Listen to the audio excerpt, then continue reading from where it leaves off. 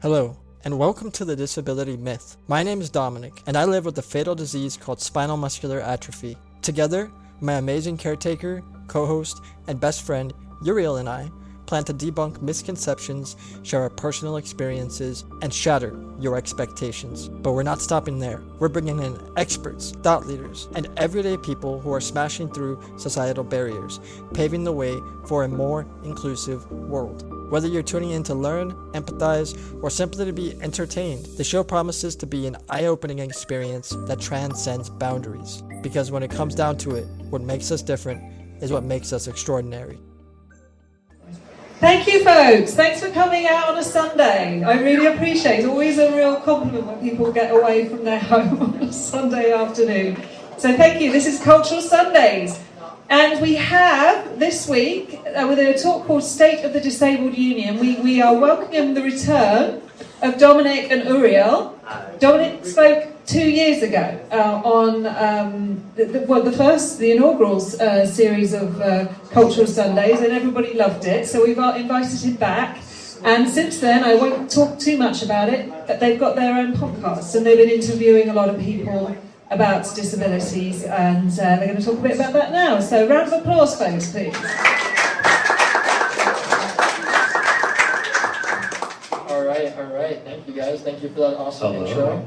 Hello, how you doing tonight, buddy? Oh, fantastic. How are you? I'm doing great. It's just another podcast episode we're doing. I think so. Just in front of a live audience. That's fun. So with that being said, if you know, you know. Welcome back to another episode of The Disability Myth. With? I am, of course, your handsome, your humble, your handy host, Dominic Trevathan. And Uriel, hi. It's a pleasure to be here today.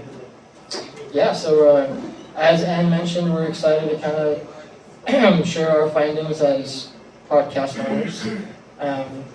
We've learned a lot over the past year of our podcast adventure, and just given my experience living with spinal muscular atrophy and Uriel's experience being my friend and also my caretaker, we're really excited to jump into this special kind of quote-unquote podcast episode. And we're thankful to have you all here. It's actually been exactly 1 year, correct?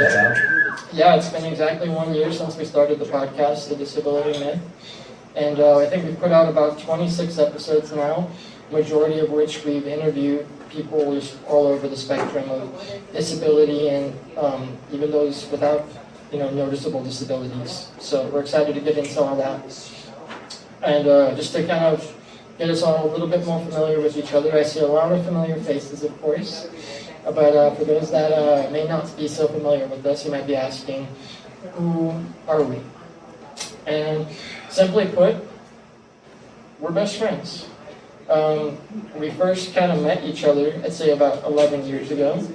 Going on 12 in high school. Going on 12, yeah. We had our first real interaction, I'd say in junior year? Yeah, I remember because I had an off period. I believe I was doing the Hancock government course. And that's a terrible thing to give a high schooler, an off period. Yep. So as an upperclassman, I would just visit other classrooms, and I would visit Dominic and also we had mutual friends in the same class, I believe. It was multimedia? Yeah, I was in multimedia. That's the core memory. I was in multimedia class, and I was sitting with a couple of our mutual friends in the front. Uriel comes in. It's not his class. He just shows up, sits next to me. He firmly touches my knee, and he's like, "Hey, yo, can you feel that?" And I'm like, "Well, shit, at least take me out to dinner first." So it's been a loving friendship ever since, right, buddy? He indeed did feel it. I indeed did feel it, contrary to popular belief. Yes. So yeah, we've known each other ever since. A lot of our relationship has been hanging out. Our foundation of our friendship is honestly pizza rolls. We would hang out at my house. My amazing grandmother would cook us up some pizza rolls, and we'd hang out, play some video games. Grilled cheese. Grilled cheese. You can't forget the foundations, the fundamentals of all friendships. And so just to kind of add on to our relationship, though, more recently, we've become sort of boss and employee. That's been added to our relational dynamic. Yeah, take a guess. Who's Yeah. the boss and who's the employee? Yeah, who's taller? Who's taller? Who wears the sweatpants? Yeah, so about 2 years ago, back in 2022, my grandmother unfortunately was hospitalized for about 5 months and was dealing with a staph infection, and so she is really an integral part of my care team.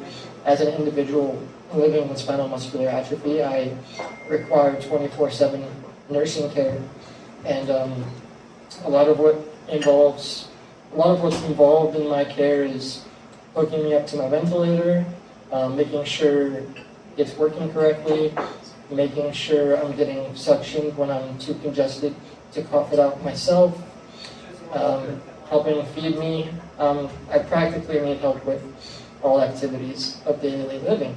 And so, as you can imagine, when there's someone handling so much of your life and they're just, practically gone, it leaves a big hole in your care team, and that's what happened to me. And thankfully, one of the first people I contacted was Uriel, and he answered and said, "Hey, this is what's going on, and I could really use just if you can stay overnight, make sure I'm okay, help me get in and out of bed. You don't have to do too much this first time, just you can take it easy, I can ease you into my routine." And slowly but surely, he kind of picked up my care routine. We took baby steps, built our way up to using the bathroom together, of course. That's always fun with your best friend. But yeah, anything else you want to add to that beautiful love story, buddy? No, I think you summarized it beautifully. That's indeed what happened. And also at the time, I wanted to leave my other job because it sucked. Yeah. Yeah, I remember the first night he came over to help me, and my grandfather was there, and he was helping transfer me to get me in bed. But we were showing Uriel, so he could eventually do it himself. So my grandfather was getting me in bed, blah blah blah, and then I was like, "Okay, I'm gonna go pee now," and let's get a little uncomfortable. I use a urinal, and that's how I go pee. And so Uriel said, "Please don't make me help you go pee." But we've gotten there. Yeah. So as you can imagine, being friends, being kind of in this working relationship, he's now my IHSS caretaker. And, it was about a month or two into him just helping me out of the kindness of his heart that we got him signed up with IHSS as well as myself. And it's worked out very, very well so far. That and they had back pay. Back pay, yeah. So he was able to get paid for all the time that he kind of just helped me out to help me out. And yeah, it's worked out really well so far. And I'd say these are kind of the two main components of our relationship, right? Just that boss-employee, provider-recipient dynamic on top of the friendship. As you can imagine, it can get a little complicated when someone so close to you is also intimately providing care for you. And yeah. We make it work. Yeah, communication. Great communication. That's my major, so it's helped me out a lot. And yeah, it's been awesome on this kind of journey of being friends and being boss and employee. We've also become the hosts of our podcast, of course, The Disability Myth. And this podcast was really heavily influenced by my educational background as well as my disability, obviously. Yeah. Yeah, also because you had graduated with a communication degree and you wanted to use it for something, and then we were spending so much time together. Yeah. Did you originally pitch the idea to me, and then you just kind of... Yeah, I had the fortune of getting to meet with the TEDx Santa Barbara host, and he gave me some really sound advice, and I told him, I want to get into public speaking. This is what I want to do. And he told me, well, you don't have to wait for somebody to ask you to speak. You can speak right now. You have a phone. You have the technology. So go out and start your own podcast. And that's what I did. And at first it was just going to be my own thing, but being the scary cat I am, I asked Udi if he would mind being my co-host, and kind of just figured he would, be a nice addition. I'm a little more on the straight and narrow. He's a little bit of a goofball, so it's a nice yin and yang. But yeah, the communication studies bachelor's degree I got from Arizona State about a year ago was a big reason why I started this as well, because I wanted to put that to use and really start branching out, searching what I want to do besides speaking and kind of forge my path, right, as an individual.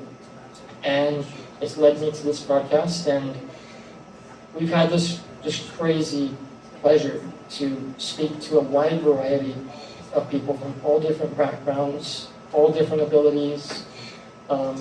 This season alone, we've spoken with the lead singer of a punk rock band who also lives with spinal muscular atrophy. We've spoken with the founder of an app that's been published in the New York press. And we've spoken to an engineer who's overcome brain cancer. Oh, and Skylar, the Wikipedia admin.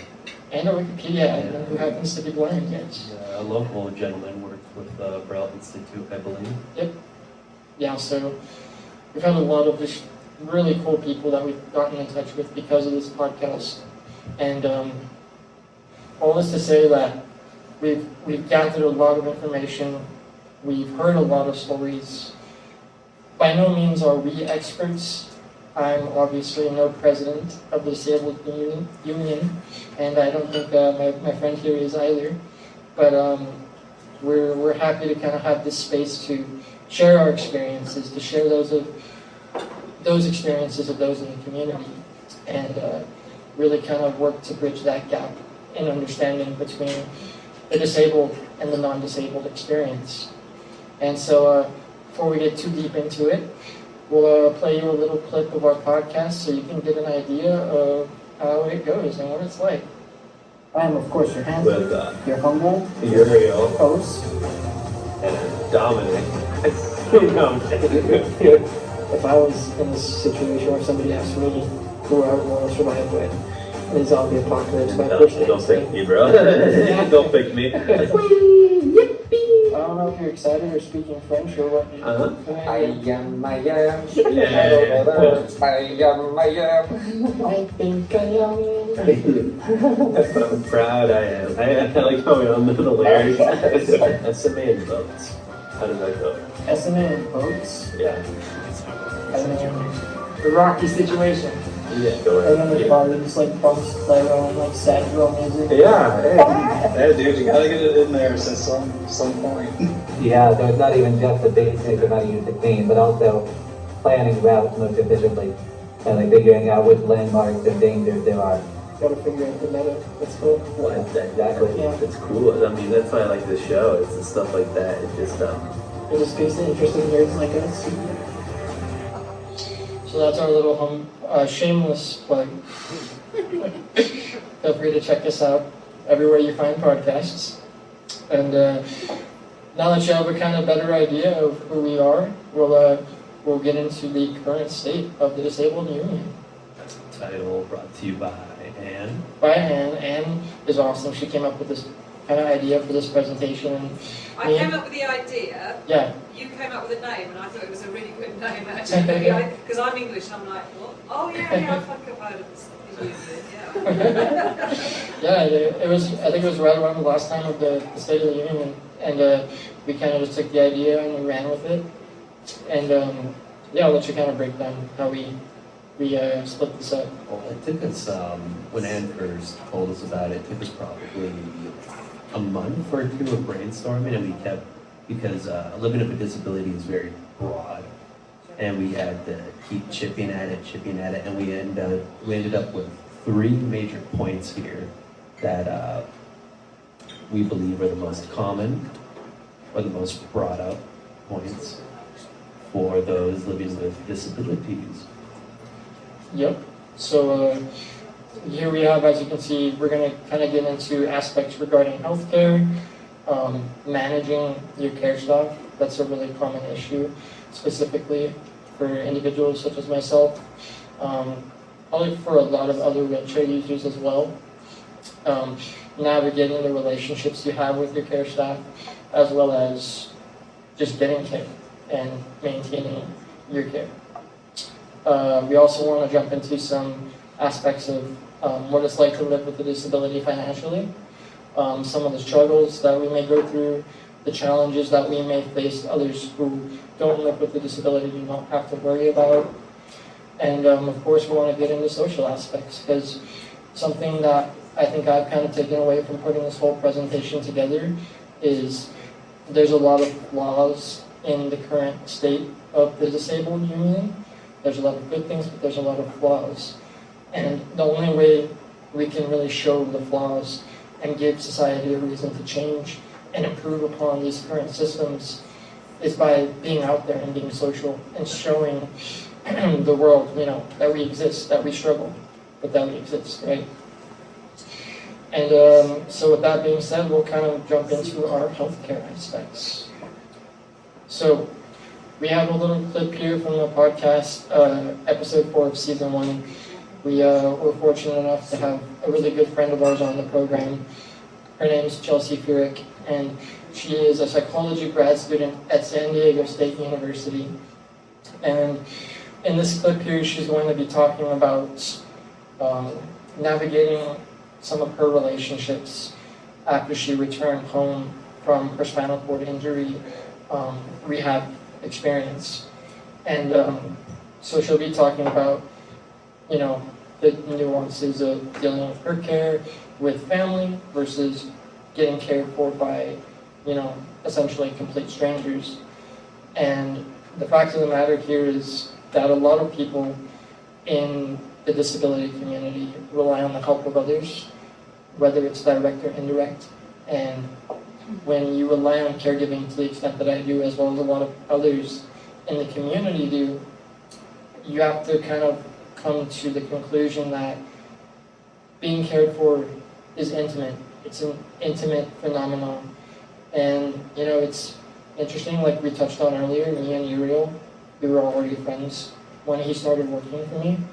And when he did start working for me, our friendship, I won't say completely changed, but the relationship deepened, I'd say, right? I agree, yeah. Yeah. So we'll stop blabbing, we'll give Chelsea her little spotlight here, and yeah.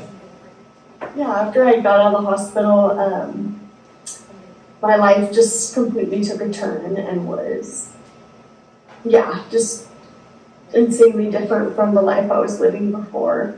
After time, there was kind of that burnout with my family members, and so that's when I was looking into different agencies and stuff, and I got connected with IHSS.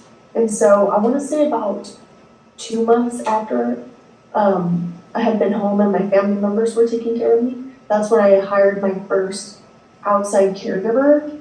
And that went really well for quite a while. And then I ended up hiring another outside caregiver for the night shift, which was about right after that, 5 to 10, 5 to 9, just to help with all my evening care and things like that.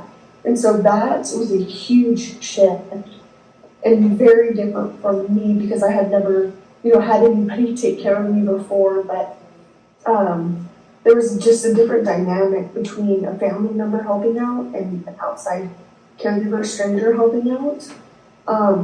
With my experience, I noticed with family, it's actually a lot more challenging in many different ways because of that relationship. With that family member, it shifts a lot. So it's not like that person's not only my cousin who loves me now, it's my cousin who is, all up in my space. The care that I need is very intimate and is very close and just the different things that I have to do. So it's a huge shift. It's a big change in my privacy and my autonomy.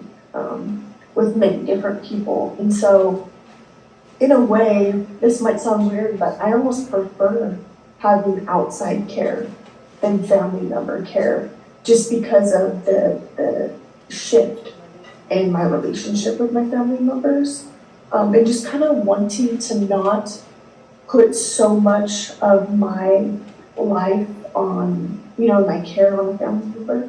I prefer putting that on an outside caregiver, because it just helps with all of the stress and challenges that kind of come around navigating the relationship and setting boundaries and different things. Yeah, so we kind of wanted to include this clip from Chelsea because I could say a million things about my experience, right? But it doesn't really matter if that's not a shared experience among the community. And we really felt like this was a good kind of point that Chelsea made, because it's been my experience as well, living with a disability to the extent that I do, relying on so much help and care from the closest people in my life. It just almost seems inevitable to me to not feel like a burden at times because of the amount of help I need. And it can get to you, to say the least. We have a whole episode on it, so. You want to add anything there, man? But yeah, it's that that burden complex could be it could be amplified, especially if it's a family member that you already had that pre-existing relationship with. Yeah. And then it's a bit easier to navigate with a stranger, someone that you don't really have that history with or baggage, depending on the family dynamic. Yeah.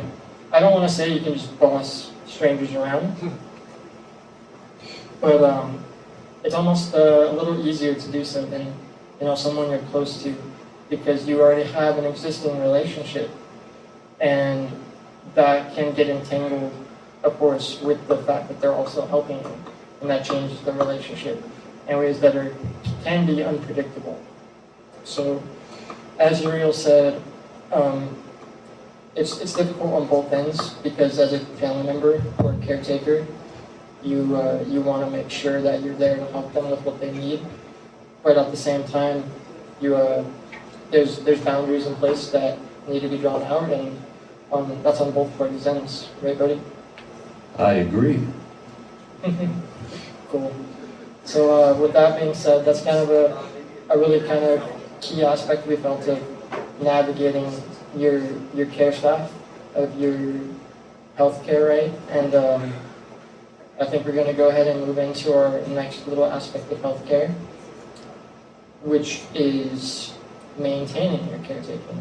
And I think really the word better used here is managing your care, because it's a full-time job. At least that's been my experience. Yeah, I've seen you do it. He actually has a whole spreadsheet on his computer with about 20 agencies. 20 different nursing agencies. The amount of time I spend coordinating my care with my nurse, Uriel, my grandparents, the nursing agency itself, the company that manages my Medi-Cal nursing hours.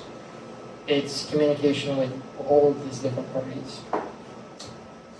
And the complication is that I won't be able to work every day necessarily because life and things come up, but it's also the same case with his other nurse, and it create quite a bit of problems, especially if she gets sick, then I have to show up, and then you could get sick, and then I could get sick, and then it creates this chain reaction where you might not receive the care you need. Right.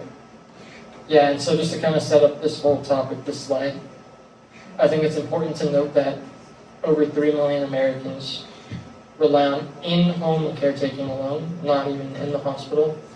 And so this kind of, I think, speaks to the fact that this is a nationwide phenomenon. And one of the major issues that I have found within this aspect is specifically state-funded programs, such as Medi-Cal or Medicaid, don't necessarily want to pay overtime. About several months ago, I had a nurse that was working 4 nights a week for me, And all of a sudden I got a call from the agency saying, oh, your nurse can only work 3 nights a week now. We're having to remove one of her shifts from working with you because the way it's scheduled in our system is counted as overtime. And Medi-Cal is not paying for it, therefore the nursing agency was paying out of their own pocket for my nurse to come that 4th night. And they simply, when I spoke with the case manager, she told me, we simply can't afford to do that. You know, we're at the risk of going under. We're at the risk of just having to drop all of our Medi-Cal patients entirely. And I think that's extremely scary because you're talking about millions of people that just lose the care that they need to otherwise stay out of a facility, right? That's the whole point of in-home caretaking, is to increase the quality of life of the patient in question by keeping them in a safe, familiar environment. That's not, you know, a nursing facility. Not that there's necessarily anything wrong with facilities, but I think most in the community would agree with the sentiment that they would rather live as independently as possible. Another issue here is there's just straight up a lack of nurses. I've contacted, as Uriel mentioned, several different agencies on that spreadsheet that I have. Out of the 20 I have on my spreadsheet, 2 have been talking to me or willing to work with me. One of them is the one that I currently use to staff my 4 nights or 3 nights a week. The other one that I've been in touch with, they say that they have nurses that they can send here, and then I send them the hours that I need, and I never hear back. So that's been my experience, and I think it speaks to a bigger issue as well. The fact is that, well, according to an analysis by the Health Resources and Services Administration, by the year 2025, there's a projected shortage of 78,610 registered nurses, which I think is maybe the scariest statistic here, because it not only impacts in-home care, but hospital care as well, really across the spectrum or the board of healthcare, employment, right? So, want to add anything there, man? Yeah, and this is more like California bias, but IHSS is the largest in-home caretaking service in California, and when doing research, other programs do exist, but they're more geared towards the elderly, and because it'll be on the next slide, but another issue is the competitive pay, and the issue is if I were to switch to another program, even though they might pay better, he might qualify for less hours, which could further complicate things, because IHSS at the moment has given us more than enough hours that we need for me to provide the care that he needs. Right. So it kind of equals out where, yeah, the pay is less, but there's more hours for potential care. Yep. Yeah, I think that's a perfect segue to part of that caretaking, managing it, is for most Californians in the disability community that are eligible is dealing with IHSS and managing your care under that. Admittedly, we are going to be a bit California biased here, despite the state of the disabled union. But it really varies by state, the programs that you are eligible for. California, of course, has Medi-Cal, which is Medicaid nationwide, and that varies by state what people are eligible for. And there are several states that have IHSS adjacent programs, but again, there's a lot of variability by state. So we'll be kind of focusing on IHSS here in California for the remainder of this talk. And yeah, as Uriel mentioned, the fact is IHSS just does not offer competitive wages. I have a little screen recording I got here from IHSSadvocates.com with the wages by county for IHSS workers or providers. And it might be a little small, I'm not sure, but I'll play the little clip here. It's all sourced by the California Department of Social Services, these numbers. And there's a lot of 16s. There's a lot of low wage numbers for, albeit an entry-level medical job, right? Well, the interesting thing about IHSS when I was comparing to other in-home programs is that IHSS allows for paramedical services where I had to be trained and then signed off by a licensed professional to make sure that I can indeed do this and I can take care of you. And other programs, even though they pay more, but they don't really, you won't really know how many hours you qualify for until, bam, here we are. Or, what else? Well, yeah, that's about it. Yeah, like, they might not provide paramedical, like for elderly care, they might not need that. And again, just to kind of reiterate, there's a lot of variability by a patient, by person. I qualify for the maximum amount of hours under IHSS care for a lot of reasons, those being as well the fact that I have a tracheostomy. You can't see it, but I do have a stomach tube. And of course, need help with all my activities of daily living, as I mentioned earlier. And I think the really scary thing with regards to this topic is the fact that 70% of IHSS workers are family members. And so when you consider this, you consider what we just previously talked about, the patient-caregiver relationship. There's an added element to this, right, buddy? You had mentioned with regard to Chelsea and like what she had mentioned. Oh, yeah. So 70% of IHSS workers are family members, and that could increase some tensions depending on who's providing the care. One thing that we ran into multiple times was that a lot of the times family members would have to pause their career or change jobs to essentially take care of their family member full-time. And this could provide some financial strain depending on how much they were making prior. Yeah, financial strain is a good point, because if you look at the average wage across the counties in California, it's about $17.76. It's about what Uriel makes. Give or take a couple cents, about. And it's scary because if you extrapolate this number, this wage, over a year's wage, it's roughly $34,000 that you're making as a IHSS provider.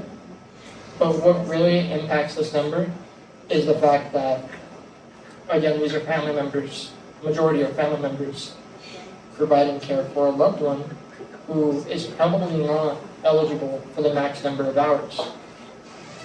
I have a friend who lives in Santa Maria, and he has cerebral palsy. He needs help with all of his activities of daily living as well. He doesn't have a trach and a G-tube though, and so he only qualifies for half the hours that I do, I think about 150. And his mom has to work an entire other job on top of providing care for him in order for them to live comfortably. And I think this is a issue that's not just, prevalent among Santa Barbara County or, San Luis Obispo. If it can happen here, it can happen anywhere, is my thought process with it. And so yeah, as you can imagine, finances are a big strain when it comes to finding your care.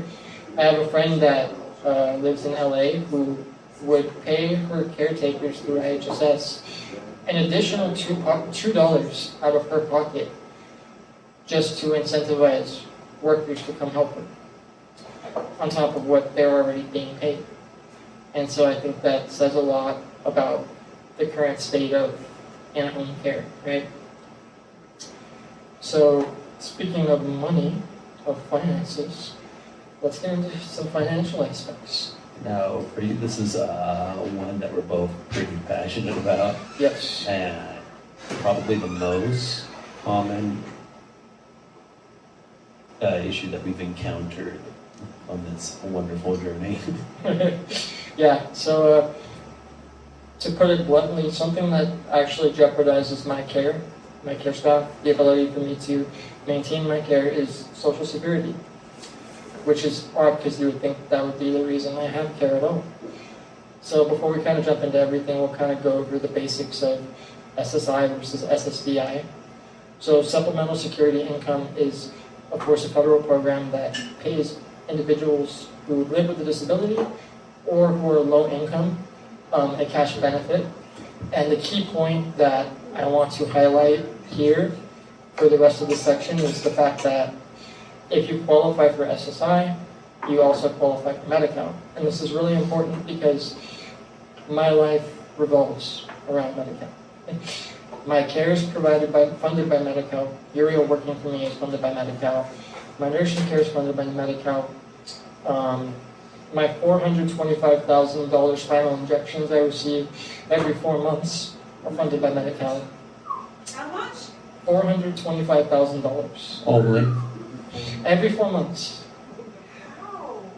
Why is it so expensive? That's outrageous. Yeah.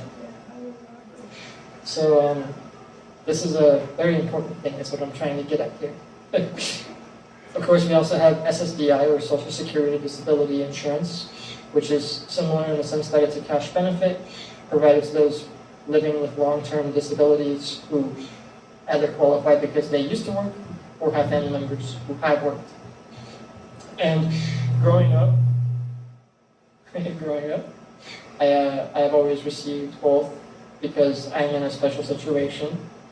And those include either being blind or having low vision. There's survivor benefits, which I qualify for because of my father passing away when I was 12. And then there's benefits for children with disabilities, which of course I receive. And then veterans benefits as well. Right? So those are the two aspects of Social Security. We just kind of wanted to run through really quick, but we're going to spend some more time on SSI, again, because it's the most relevant, I think, to this conversation. So there are conditions to being on SSI, of course, and one of those is you must report your income to Social Security, either by using their app, by mailing your pay stubs to their local office, or by even dropping them off in the mail. And the way it works is, roughly speaking, for every $2 you earn working, if you report your pay stub to SSI, which is the law, while you're receiving SSI checks, you will, typically speaking, lose $1 for every $2 you earn out of your check. And this isn't so much my beef, this isn't my problem. This is pretty logical to me because it incentivizes those with disabilities to, get out and work and push them to try to earn what they can and make a living for themselves if they're able to. But then you have individuals such as myself and a lot of my friends in the community where we can work, but we need care. We rely on social services for our well-being, for our quality of life. And essentially, the way it works is if you have more than $2,000 in assets and just money in your checking account, you lose eligibility for Medi-Cal, which again pays for nurses, for Uriel, $425,000 injections, gone if I make more than $2,000. Yeah, when I started working with you and you first showed me this, I'm like, oh, ain't no way. And then you showed it to me, and I'm like, oh, it's insanity. Because I've been working with Dom for quite a while, and he does a lot of work, not only with the Cottage Foundation, but also just on the podcast, and he also works for a radio show. And I'd argue he does just as much work or more than most able-bodied people. But the problem is, a lot of it goes unpaid because of this threshold where you just can't have $2,000 sitting at any given time. And I'm like, I thought that was kind of crazy because one of my main concerns is like, how does one plan a life? How does one have an emergency fund, for example? You just don't. you don't have an emergency fund, you don't get married, because if you get married, the limit is $3,000 as a shared couple. And so, as you can imagine, this strongly discourages those in the disability community from marrying if they rely on Medi-Cal for covering their expenses, their medical expenses. And so at this point, you're probably wondering, the implications. At least that's the way my brain works, and we'll kind of get into these on this next slide here. So you can't save money, as we've already kind of mentioned. You can't go over $2,000 as an individual. It forces you to spend money regularly. You can't save, so therefore you're not saving to buy a vehicle, let alone an accessible vehicle, which costs more than the average for modifications. If I recall correctly, actually, in the last talk I gave here, I had mentioned, I think the average cost for a modified van for a wheelchair user is close to 80 grand. And of course, there's scholarships available, vocational rehab services can be of help, but again, it puts the onus or the burden on the individual with a disability to find these resources. And again, you can't really get married or even cohabitate unless you want to live in poverty. And, I've talked to Uriel about this, I've talked to my girlfriend about this, like, even the day I want to marry you, I can't, because financially it would be unsound, right? I'd be forced to drop my Medi-Cal, which pays for all of my care. It's this domino effect, right? Another thing you can't save for is housing, let alone, again, accessible housing. According to Michelle Uzetta, who's a staff attorney from the Disability Rights Education and Defense Fund, in California, about 40% of unhoused individuals are those living with disabilities. And nationwide, that number is 1 in 3. And this is pretty crazy because not only can we not afford housing, but say we can afford housing somehow through either Section 8 or other HUD housing, you have to pay for your accommodations you make in your house. So say I want a roll-in shower because I'm in a wheelchair, and the only shower installed has a step. I have to pay out of my pocket to renovate that. And if I so choose to move later on, after having renovated, I have to restore the bathroom, the shower to the previous state that it was in before I moved out. So yeah, it's pretty wild.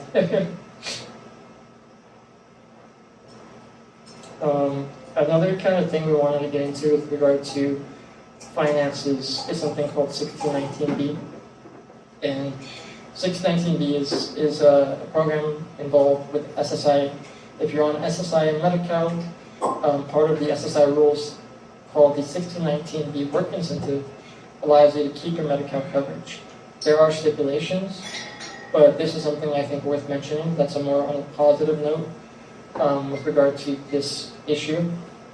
You can maintain your Medi-Cal coverage if you have been eligible for an SSI cash payment for at least 1 month, if you need Medi-Cal to keep working, if you still meet the other requirements for SSI, such as being low unearned income, and of course living with a disability.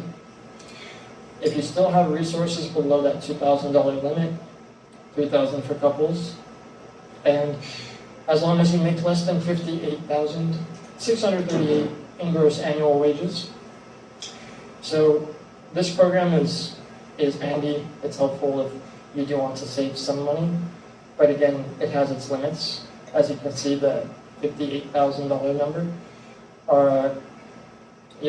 it forces you to be tight with your money, spend it as much as you can, and really make you choose your battles on what you want to save for, I think.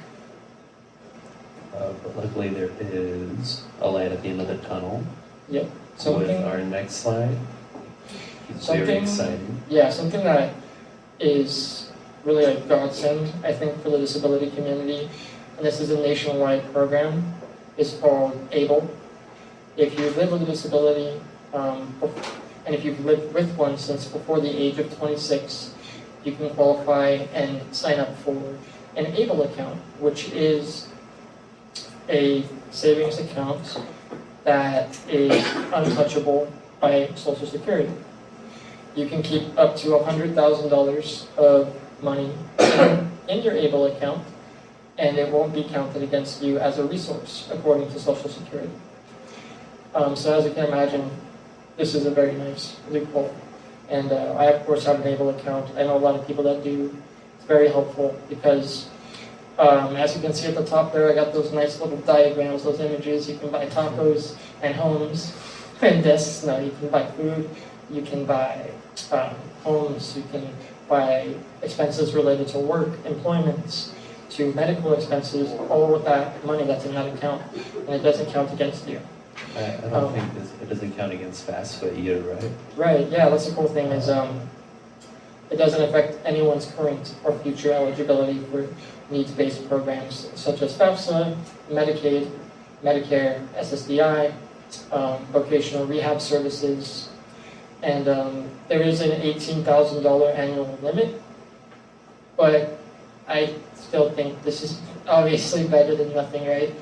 Because having 18K saved up, collecting interest is better than if you're able to save 18K a year, so you're doing pretty good, right? Yeah. What's particularly great about this program is that it gives people like Dominic more independence, where before I was talking about he does a lot of unpaid labor, but with the ABLE account, he could essentially just put, if he looks like he's about to make more than his SSI allowance, he can put it in the ABLE account and just work a regular job like anyone else. Yeah, and ABLE is really cool because not only can you just put money in yourself, you can also work, and as long as you don't receive a 401k with where you work, you can donate $14,000 or $14,580 of your work, of your earned income into that ABLE account, and other people can donate as well. It's really accessible, and people that have an account can just create like a link, and anybody that wants to can help them out. And I believe they're changing the age limit from 26 to 46 now. Yeah, we'll kind of get to that on the next slide, but just to mention before we do that funds invested in an ABLE account, they grow tax-free as well. You can invest your money in your account into several different types of portfolios based on their level of aggression, and you can accrue interest as well in a regular savings account. So bottom line, ABLE accounts are really cool. As Uriel mentioned, they're changing the age limit of having a disability before 26 to 46, starting on the 1st of 2026. And you're eligible, again, to sign up for an ABLE account as long as you're receiving SSI or SSDI, or as long as the physician can vouch for you, essentially, by providing documentation stating that you have a marked and severe functional limitation that began before that age limit. And I think before we wrap up the financial slides here, we wanted to mention something that's really exciting, and that is the SSI Savings Penalty Elimination Act, which would increase the resource limit for individuals relying on SSI and, of course, Medi-Cal from $2,000 to $10,000, and it would increase it for couples from $3,000 to $20,000. And it would additionally adjust annually for inflation, which we have a lot of going on right now.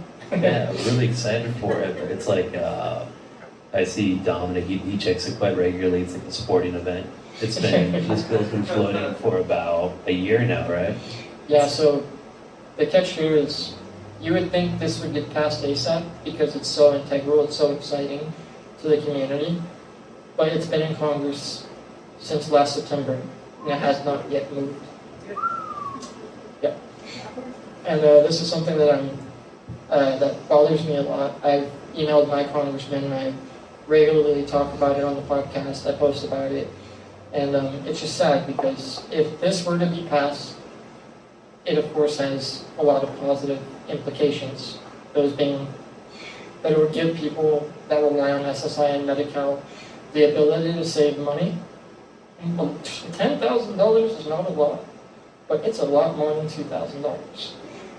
Especially the difference in the couples limit as well. Additionally, it would, in my opinion, create an actual incentive for those that rely on these social services to work because they have the financial independence to do so. You know, if the difference being, I told Uriel when we were working on this initially, I think the difference being with the way SSI is now, the limits now, and if this were to be passed, is I can work a job right now, but if this were to be passed, I could pursue a career, right? I could build wealth. I could plan for the future.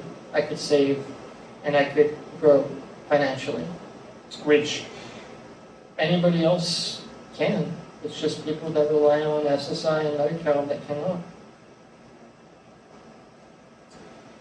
So that being our spiel about money, let's go on to the final pillar of our talk, which are the social aspects. The National Household Travel Survey of 2022 estimated that 18.6 million Americans aged 5 and older had a self-reported travel-limiting disability.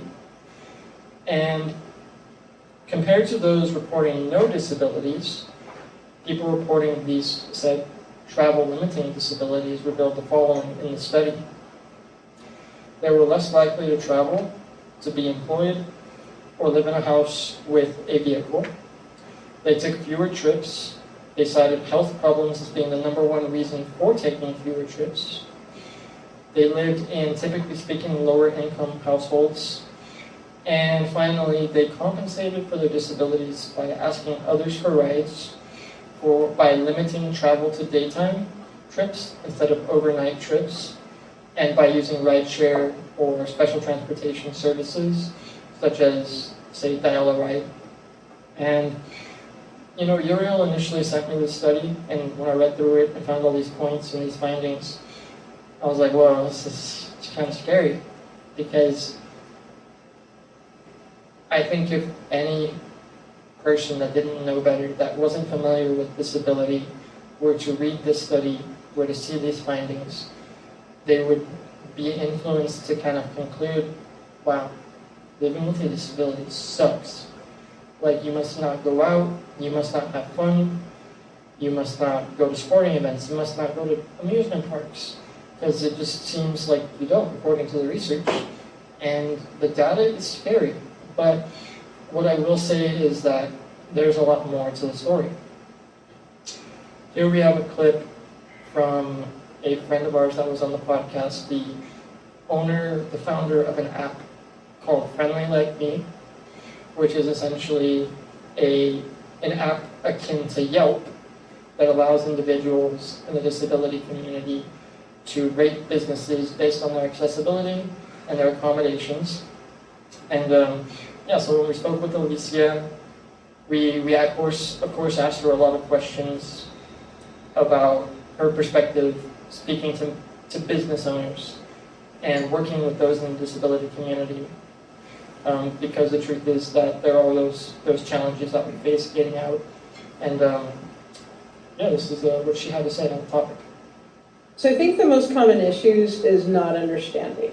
First of all, if you have never seen someone with an access need try to access your space, it's invisible to you. Mm-hmm. Okay? So when I speak with them and I say, okay, so let's just talk about me, right? I look relatively normal to you, right? If I try to sit in that booth over there, I'm going to be really uncomfortable. Watch me do it.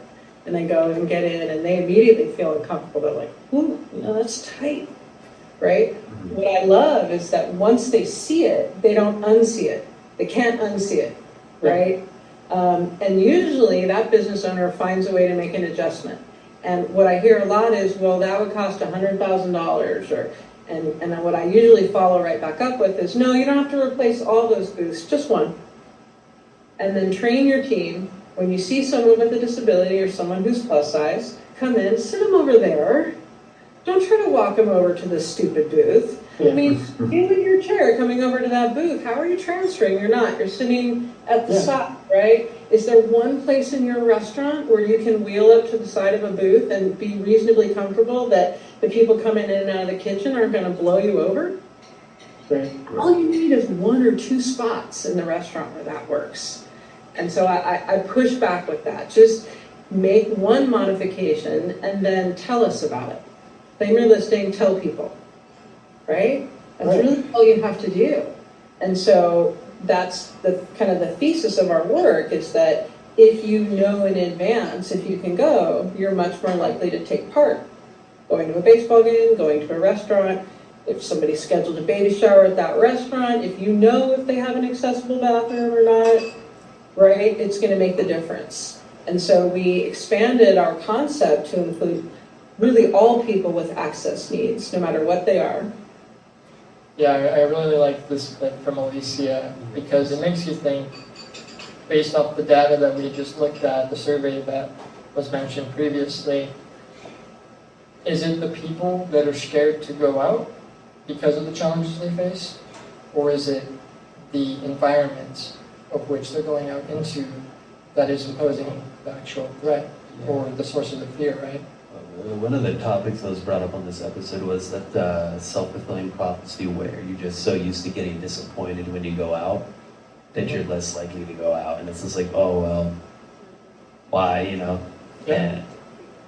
And the problem is, well, if less people, if you have a disability and you're used to just the world not being quite good for you, you go out less. And if you go out less, then the disability community becomes invisible. So nobody really thinks about them or their accessibility needs, and I think she summarized it pretty well. Yeah, totally. And again, the more visible that we are, the more that we normalize not only ourselves in public spaces, but the more that we also normalize universal design that's accessible for people, as she said, with all access needs, the more we can kind of improve society.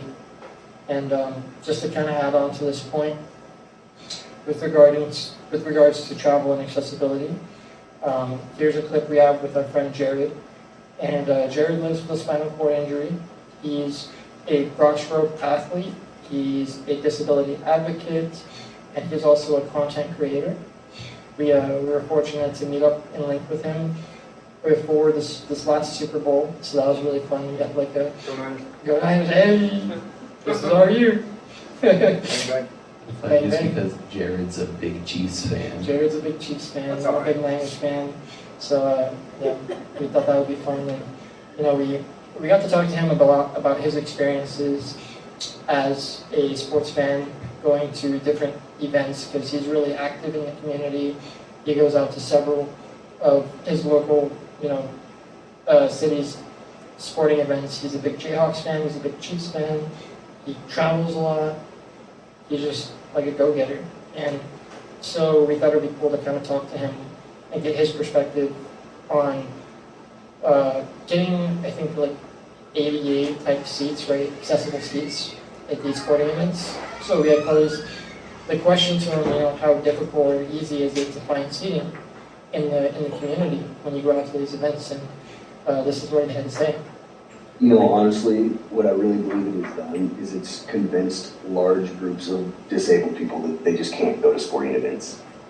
And it really, I think that's about the worst thing that could happen. Because I don't want to lie and say that there aren't challenges and that it is frustrating. It's a lot of times, there's games in March or tournament games, or maybe you didn't plan out 4 months ahead that you want to go to a game. Any able-bodied person can get on StubHub, can get on Ticketmaster, find seats. They can, if they don't want to pay very much, they can sit at the top. If they want to pay whatever they want to pay, they can sit wherever they want. Sometimes it doesn't matter if I have unlimited funds, there's nothing available for me. And that pisses me off. I should have right to go and watch a game just like everybody else. And this is really the mountain I'm going to die on, is I deserve to have an opportunity to go where everybody else goes. I deserve to roll my chair onto a plane. I deserve to go to any game that I want to, as long as I can pay what everybody else is paying. And it just pisses me off that I'm just I feel like we're told to just go in your corner and you don't bother us. Yeah. Don't be seen, don't bother us. You're already sucking all our tax money. Get out of my sight. And that's really how I feel sometimes. You gotta get the human element. You gotta find the guy or girl, the person that's in charge of things at the venue. People are great, especially when they see, a guy like me who very clearly needs a power wheelchair and is not trying to take advantage of any type of situation. But, I've had really good luck when I go to the accessibility counter, I'm like, hey, I tried for 3 months to get tickets to this. I could not. So I really like that clip as well because, you can hear the passion in his voice, right? And he actually provides a solution that you've got to get that human element. And I think that's a really applicable lesson you can take away from this specific clip and apply it to several other aspects that we have. Because if the services in place that we rely on to help us had more of that human element, I would argue that we'd have a lot less problems and a lot less need for talks like this. If the insurance people were more, I don't know what the word is, if they had a little bit more human to them, or cared a little bit more, a little more empathy, there's a better chance, I think, that I get that overtime hour paid for that I need, right? If the, people working in government and Social Security and policies actually had more of an understanding of what it's like to live with a disability and the financial struggles that we face, they might be more encouraged or inclined to fast track that bill being passed into law, right? And so to wrap up here with regard to the social aspects, we're going to go over another study that Uriel found on well-being. And this was a study on loneliness, social support, social isolation, and well-being among working-aged adults, both with and without disabilities. It was a cross-sectional study, meaning that the people who ran the study proposed the same interview questions and surveys to those reporting disabilities and those not reporting disabilities, and compared the results, which concluded that people with disabilities experienced increased loneliness, low perceived social support, and social isolation at significantly higher rates than people without disabilities.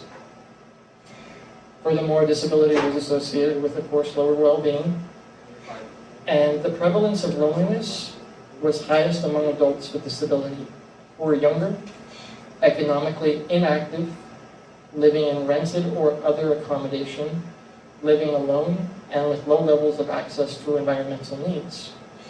And this specifically bothered me because the first half of this last bullet point is me to a T, right? I'm 25, I live with disability, what many would probably consider economically inactive. But I will be the first to tell you that I don't feel lonely. And when I read stuff like this, I can't help but wonder, it's got to be reported. This has to be reported in a research study for a reason. There's others in my similar circumstances that are reporting that loneliness, that are feeling that social isolation. And so to provide a light to the end of the tunnel, I think, we have a clip here finally from our friend Sophia. Sophia lives with cerebral palsy, and she's also on the autism spectrum disorder. She is a disability justice advocate. She has her Master's of Science from USC in Schooling Administration. And here you'll hear her talk about a little bit of advocacy and the positive implications it can have with those feeling that isolation. How does being an advocate get to you sometimes? Like you, and this is especially true at the university setting, unfortunately, for many physically disabled students, right? And for many of us, we've